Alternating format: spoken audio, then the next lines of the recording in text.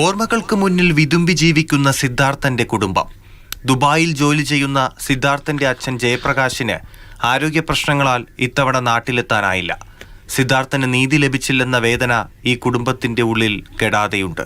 പിന്നെ നിരന്തരം അവര് എന്തൊക്കെയോ ചെയ്യുന്നു, അതിലെല്ലാം ഞങ്ങൾ അപ്പീൽ പോകുന്നത് കൊണ്ട് മാത്രം കേസിൽ ഇങ്ങനെ നിൽക്കുന്നുണ്ട്. യൂണിവേഴ്സിറ്റിയുടെ ഭാഗത്തുനിന്ന് ഏതൊക്കെ രീതിയിൽ ഞങ്ങൾക്ക് എതിരായിട്ട് ചെയ്യാൻ പറ്റുമോ അതാ ഇപ്പൊ നടന്നുകൊണ്ടിരിക്കുന്നത്. ഇപ്പം 2 വർഷമായിട്ടും നീതി എന്ന് പറയാൻ വേണ്ടി ഞങ്ങൾ ഓടി കണ്ടുപിടിച്ച് അല്ലെങ്കിൽ ഞങ്ങൾ ഓടി എടുത്തു എന്നുള്ളത് മാത്രമാണുള്ളത്. പ്രതിപട്ടികയിലുണ്ടായിരുന്ന SFI നേതാക്കൾ ഉൾപ്പെടെയുള്ള ചില വിദ്യാർത്ഥികൾ ഹൈക്കോടതി ഉത്തരവിന്റെ അടിസ്ഥാനത്തിൽ പരീക്ഷ എഴുതിയിരുന്നു.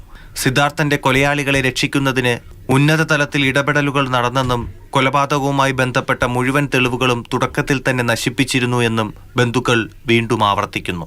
ഒരു ആശ്വാസം, CBIയിലാണ് കേസ് നടക്കുന്നത്. അത് കോടതിയിൽ പ്രാഥമിക കുറ്റപത്രം സമർപ്പിച്ചു എന്നാണ് അറിയാൻ കഴിഞ്ഞത്. 20 മുതൽ എന്ന് പറയേണ്ട സാധനങ്ങളാണ് അവൻ ആ സമയത്ത് ധരിച്ചിരുന്നതാണ്.